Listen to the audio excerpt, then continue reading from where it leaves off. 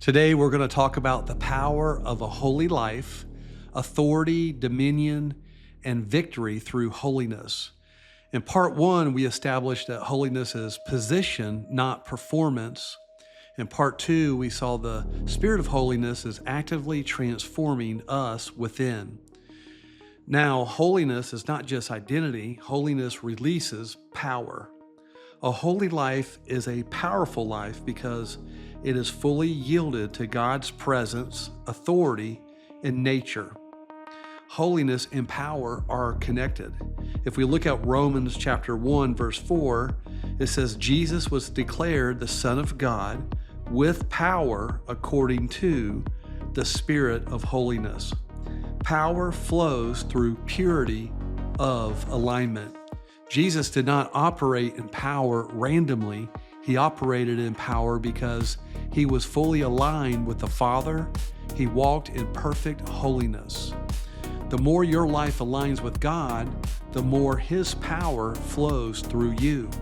Holiness is not weakness. Holiness is spiritual strength. Let's look at Luke chapter 10 and verse 19. Turning over there real quick. And it says, Behold, I have given you authority to tread on serpents and scorpions and over all the power of the enemy, and nothing will injure you. Here's the key. Authority is not just given, it must be walked in through alignment. Let's look at this illustration of a police officer that has authority. His authority only functions when he's in uniform and he's under the law he represents. Your authority flows when your life is aligned with God's nature. Holiness positions you under God's authority, which releases authority through you. Let's look at Ephesians chapter 4, verse 27. And it says, And do not give the devil an opportunity. Give him no place in your life. Holiness silences the enemy. The enemy looks for open doors, compromise, and agreement with the flesh. But holiness does something powerful. It closes doors. The evil one does not touch him. Why? Because holiness creates separation, protection, and authority. Holiness is not about restriction. It is about protection and dominion. The power of a clean conscience. Let's look at it, Hebrews chapter 10, verse 22. And it says, Let us draw near with a sincere heart and full assurance of faith, having our hearts sprinkled clean from an evil conscience and our bodies washed with pure water. A clean conscience produces boldness, confidence before God, and clarity in hearing his voice. Let's look at 1 John chapter 3, and let's read 21 and 22. Beloved, if our hearts does not condemn us, we have confidence before God.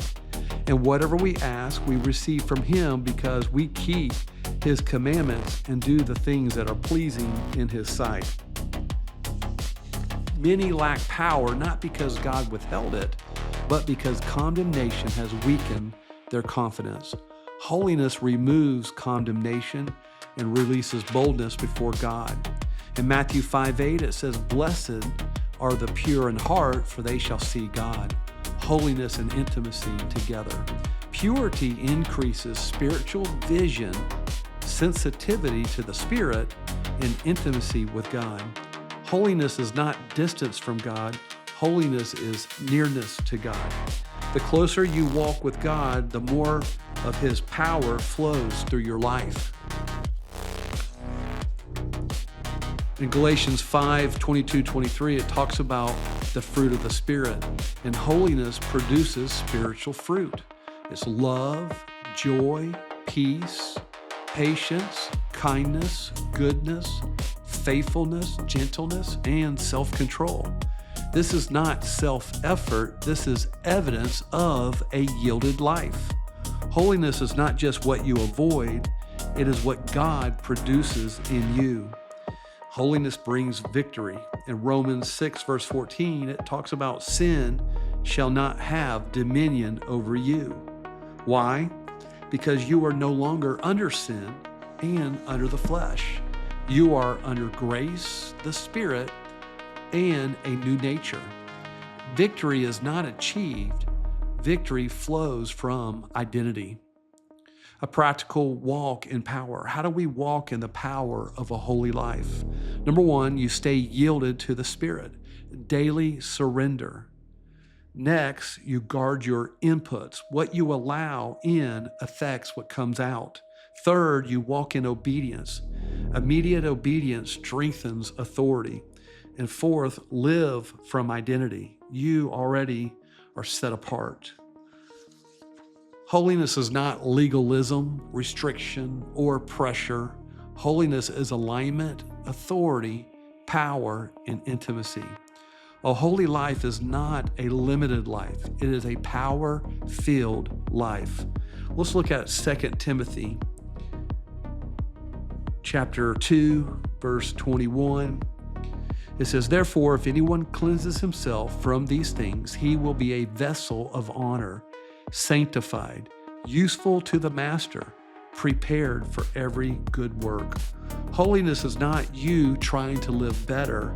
It is you yielding to God until His power flows freely through your life. If you want more of God's power, don't chase power, yield to His holiness, because where holiness is, power will flow.